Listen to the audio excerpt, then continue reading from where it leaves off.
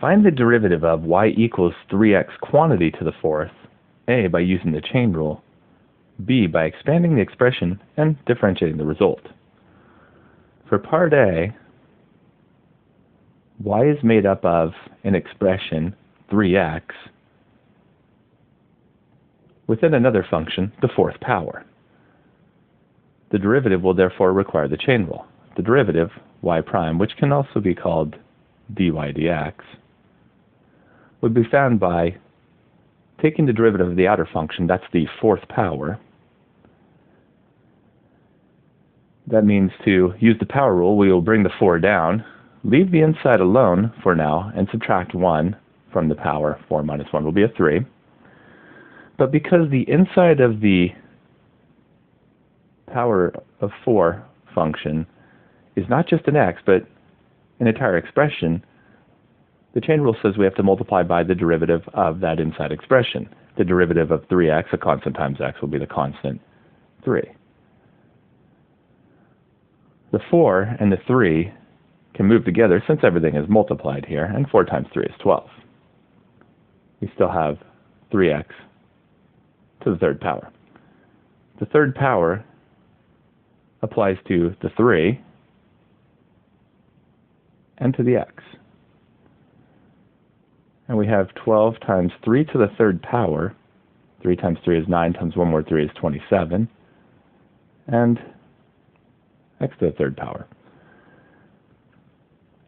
And now it's possible to multiply the 12 times the 27. And 12 times 27 will give us 324.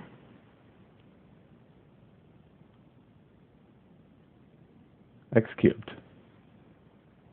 And there's our derivative y prime or dy dx. Now for part B, we're going to